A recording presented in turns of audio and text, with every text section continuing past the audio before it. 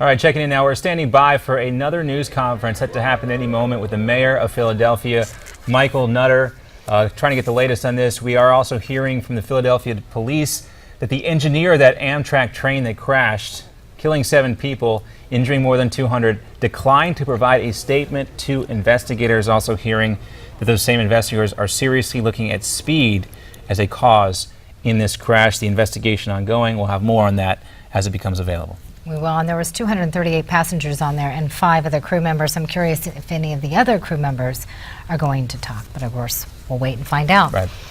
Moving along to other stories that are making headlines today. An associate dean at the University of Virginia has filed a defamation lawsuit against Rolling Stone. Nicole Aramo says a magazine inaccurately portrayed her as caring more about the university's reputation than protecting victims of sexual assault. The multi-million-dollar suit comes after an investigation debunked that Rolling Stone story about a gang rape on campus. The severe drought in California has some country clubs taking some very drastic measures with their golf courses. One club is ripping up more than 22 acres of water-guzzling fairway grass and replacing it with drought-resistant plants. The club is just one of dozens around the state trying to cut back on water consumption. Abolitionist Harriet Tubman appears to be the fan favorite for the new face of our $20 bill, at least according to the group Women on 20s. They've been lobbying for months to replace Andrew Jackson with a woman on the $20 bill. They held a contest, and Tubman narrowly beat out Eleanor Roosevelt and Rosa Parks for the honor, earning around 600,000 votes. The Beauty and the Beast collide in Colorado. Take a look. This video shows a rainbow. You can see it right there, forming right next to a tornado. The storm chaser who took this video Saturday afternoon calls the pairing quite rare.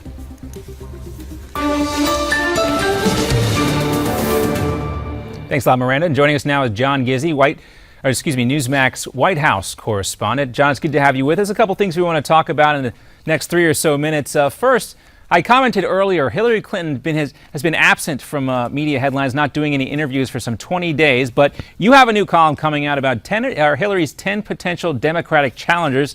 Wish we had time for all 10. But talk to us about who you think is the 1 or 2 most serious challengers, considering she has such a commanding lead in the polls right now. Well, Senator Bernie Sanders of Vermont, an independent who votes with Democrats, has already said he's in the race. Polls show him getting about 15% of the vote in the Iowa Democratic caucuses compared to 60% for Secretary Clinton.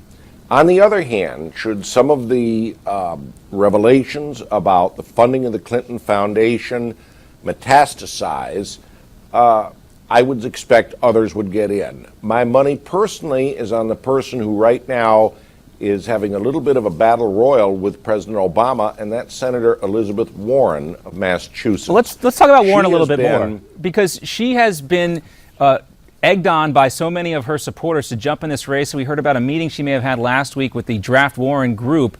You think she's getting serious about jumping in? I think so, and remember something. She has been the quarterback among Senate Democrats who are opposing trade authority for the president in negotiating the 2 major treaties that he desperately wants and is so far frustrated with. Most of his fury about this has been aimed at Senator Warren. That is what dominated the briefing for reporters conducted by Press Secretary Josh Earnest a few minutes ago. All right, we're going to talk to you more about this kerfuffle between Senate Democrats and the White House coming up in our next segment.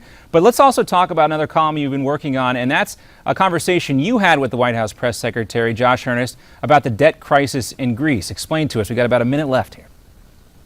All right, very simply this. The administration, we know, has been very interested in Greece repaying its loans and keeping Germany under Chancellor Merkel happy that they're repaying them in a timely fashion. Greek owing 450 billion euros are facing ruin.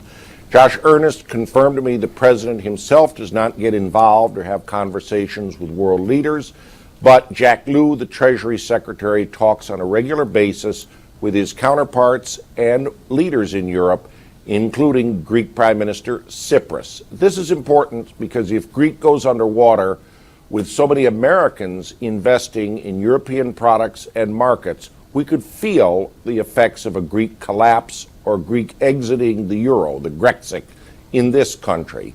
I might add one thing. He emphasized the Greeks have got to take responsibility for working out their own debt relief with their major creditors themselves. And there hasn't really been a lot of appetite to do that from the new head of Greece, Tsipras, and it remains to be seen if that's going to play out. So we'll look forward to more on that coming from you, John Gizzi. If you could stick around for a couple more minutes, we're going to continue our conversation. What is going on with Democrats in the Senate blocking President Obama and his wishes on this fast track for trade deals?